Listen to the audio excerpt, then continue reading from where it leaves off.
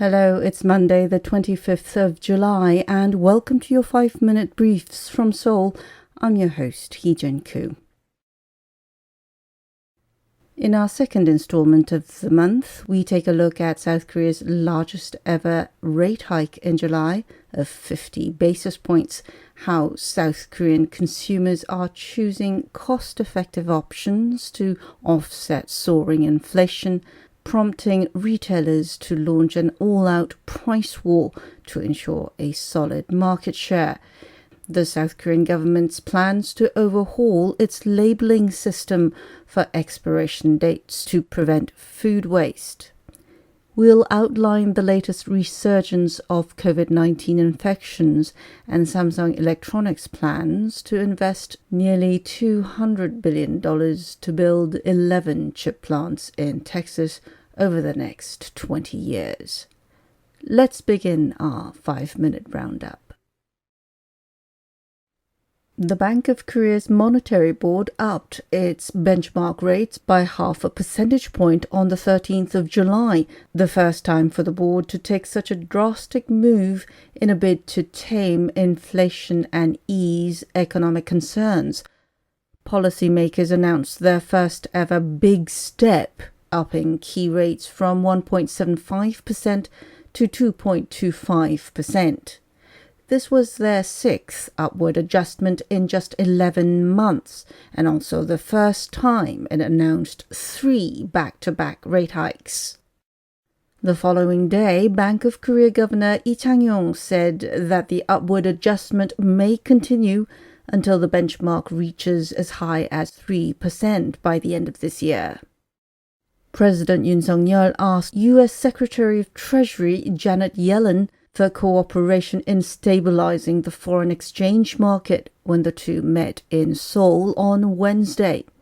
Yellen also met with BOK Chief Lee and Finance Minister Chu Kyung-ho and agreed there was room to expand bilateral cooperation on liquidity supply.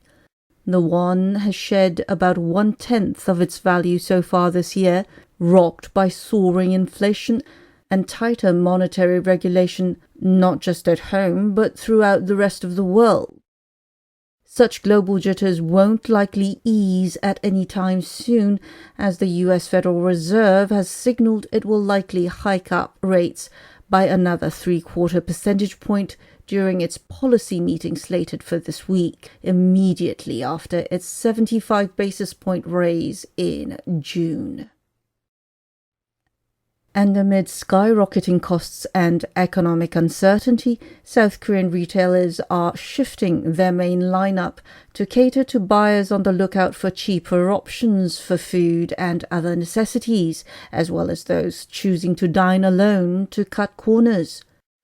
Domestic retailers are embroiled in price wars, trying to outdo their rivals by even 10 won, the smallest of margins, to entice their customers to open their wallets and stay ahead in the game.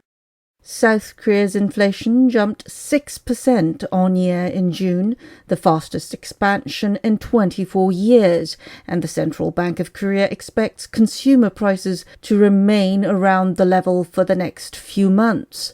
South Korea's major retailers, including discount stores E-Mart and Home Plus, are putting their private brands such as No Brand and Simplus at the forefront of their marketing efforts, trying to ensure continued sales. Convenience stores such as GS25 and CU are offering cheaper and healthier lunchbox options to cater to office workers and those living alone as they seek to cut costs on dining out. Meanwhile, the South Korean government is also seeking ways to extend the shelf life of food items. South Korea will change its food due date label standards from the current sell-by to use-by dates starting next year in a bid to reduce the amount of food simply thrown away because of deadlines specified in food packages. The Ministry of Food and Drug Safety also announced earlier this year that it will scrap due date restrictions for foreign companies to apply for its express customs clearance procedures, helping to cut down on red tape. Use-by dates indicate there is no problem consuming the food by that date if the food was stored properly. Sell-by dates are usually about 60 to 70% of use-by dates, meaning that products will be okay for some time even after sell-by dates come and go. In fact, some environment activists say such changes are the first step in reducing food waste. As much as 30% of food is thrown away globally, according to a report by the Korea Health Industry Development Institute earlier this year.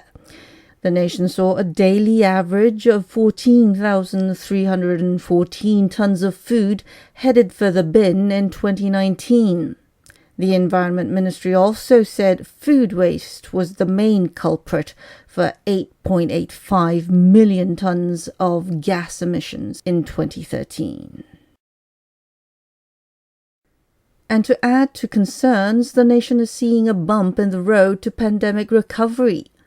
South Korea saw last week's number of its daily infections double from the previous week, reporting tallies in the 60,000s and 70,000s range.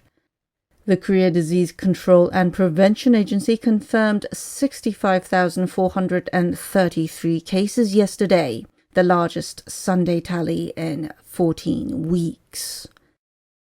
And starting today, the government will focus its antiviral efforts on administering a fourth round of COVID-19 vaccines rather than reverting to tighter social distancing mandates. The Asian nation will also require international travelers to take a polymerase chain reaction test on the day of arrival to curb an increase in cases among inbound travelers, which hit a record high of 429 on Wednesday. Currently, incoming travelers are required to undergo a PCR test within 3 days of entry, but the test must now be taken on the day of arrival. However, those who cannot take the test on day one will be allowed to take the test the following day. The Central Disease Control Headquarters confirmed on Thursday the nation's second case of the Omicron subvariant BA.2.75, unofficially dubbed Centaurus. The new highly mutated and transmissible strain has more spike protein mutations compared to the BA.2 variant, enabling it to easily get around immunity from vaccines and previous infections. The National Institute for Mathematical Sciences said earlier this month that it expects the latest resurgence may peak around the 10th of August at daily infections of 290,000, given the current acceleration of reproduction rate for the virus. The South Korean government had previously placed the peak at somewhere between 150 and 200,000 a day, sometime in September. And finally, Samsung Electronics Co., the world's largest maker of memory chips, plans to invest a total of $192 billion to build 11 semiconductor plants in Texas over the next 20 years.